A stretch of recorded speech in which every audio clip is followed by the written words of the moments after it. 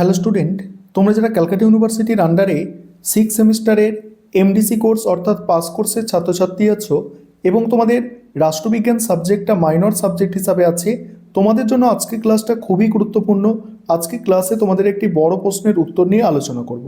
প্রশ্নটা তোমাদের MN5 paper থেকে থাকছে, অর্থাৎ তোমাদের MN5 পেপারের নাম হচ্ছে পাবলিক অ্যাডমিনিস্ট্রেশন কনসেপ্ট থিওরিজ।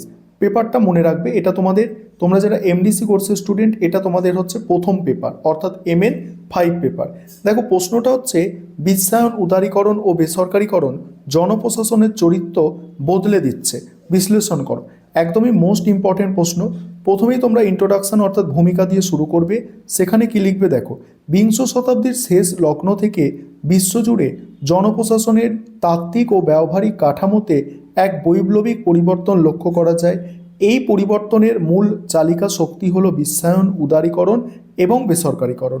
সনাতন জনপ্রশাসন ছিল মূলত আমলাতান্ত্রিক, অনমনীয় এবং বিধি নির্ভর, কিন্তু বিশ্বায়নের প্রভাবে রাষ্ট্রের সীমানা অস্পষ্ট হওয়া এবং বাজার অর্থনীতির উত্থানের ফলে জনপ্রশাসন এখন আর কেবল শাসন এর মধ্যে সীমাবদ্ধ নেই, তা রূপান্তরিত হয়েছে পরিচালন বা ব্যবস্থাপনায়। বিশিষ্ট তাত্ত্বিক মোহিত ভট্টাচার্যের মতে এই পরিবর্তন জনপ্রশাসনকে সরকার থেকে সুশাসনের দিকে নিয়ে যাচ্ছে, যেখানে রাষ্ট্রের ভূমিকা এবং কার্যপদ্ধতি আমূল বদলে গেছে। তারপর কি বলা হচ্ছে, নিচে প্রধান তিনটি মূল স্তম্ভের মাধ্যমে এই পরিবর্তনের রূপরেখা আলোচনা করা হলো। প্রথম কি বলা হচ্ছে দেখো, প্রথাগত আমলাতন্ত্রের পরিবর্তে নয়া জনব্যবস্থাপনা। বিশ্বায়ন ও উদারীকরণের প্রভাবে জনপ্রশাসনের চরিত্র পরিবর্তনের সবচেয়ে উল্লেখযোগ্য দিক হল নয়া জনব্যবস্থাপনার উত্থান। সনাতন আমলাতন্ত্রে যেখানে ম্যাক্স ওয়েবারের পদসোপান নীতি, অর্থাৎ এটা হায়ারকি বলা যায় ইংরাজিতে, পদসোপান নীতি ও কঠোর নিয়মকানুনের ওপর জোর দেওয়া হতো, সেখানে বর্তমান প্রশাসনে বেসরকারি ক্ষেত্রের কার্যপদ্ধতি অনুসরণ করা হচ্ছে। ক্রিস্টোফার হুড এবং ডেভিড ওসবর্ন প্রমুখ তাত্ত্বিকেরা উল্লেখ করেন যে আধুনিক প্রশাসন এখন প্রক্রিয়ার চেয়ে ফলাফলের উপর বেশি গুরুত্ব দিচ্ছে। প্রশাসনের মূল মন্ত্র হয়ে দাঁড়িয়েছে মিতব্যয়িতা, দক্ষতা এবং কার্যকারিতা। অর্থাৎ প্রশাসনে এখন ব্যবস্থাপকীয় ঝোঁক বৃদ্ধি পেয়েছে, যার লক্ষ্য হলো ন্যূনতম খরচে সর্বোচ্চ পরিষেবা প্রদান করা। লাল ফিতের বাঁধন আলগা করে প্রশাসনকে এখন অনেক বেশি নমনীয় ও গতিশীল করার চেষ্টা চলছে। দ্বিতীয় পয়েন্ট কি আছে? দ্বিতীয় পয়েন্ট হচ্ছে রাষ্ট্রের ভূমিকার রূপান্তর। বেসরকারীকরণের ফলে জনপ্রশাসনে রাষ্ট্রের একচেটিয়া কর্তৃত্বে ভাটা পড়েছে। আগে রাষ্ট্র ছিল সমস্ত পরিষেবার একমাত্র প্রদানকারী, কিন্তু এখন রাষ্ট্র সহায়ক এর ভূমিকা পালন করছে। ডেভিড ওসবর্ন এবং টেড গেফলার তাদের তত্ত্বে এই পরিবর্তনকে ব্যাখ্যা করেছেন দাঁড় টানা থেকে হাল ধরার দিকে যাত্রা হিসাবে। অর্থাৎ রাষ্ট্র এখন নিজে সব কাজ করছে না, বরং বেসরকারি সংস্থা, নাগরিক সমাজের মাধ্যমে কাজ আদায় করে নিচ্ছে। এর ফলে জন্ম নিয়েছে সরকারি বেসরকারি অংশীদারিত্ব বা যৌথ উদ্যোগ। বিদ্যুৎ, সড়ক নির্মাণ, এমনকি স্বাস্থ্য ও শিক্ষার মতো ক্ষেত্রগুলিতেও আজ রাষ্ট্র বাজারের সঙ্গে প্রতিযোগিতায় নামছে বা বাজারের ওপর নির্ভর করছে। জনপ্রশাসন এখন আর কেবল আদেশের মাধ্যমে কাজ করে না, বরং চুক্তি সম্পাদনের মাধ্যমে পরিষেবা নিশ্চিত করে।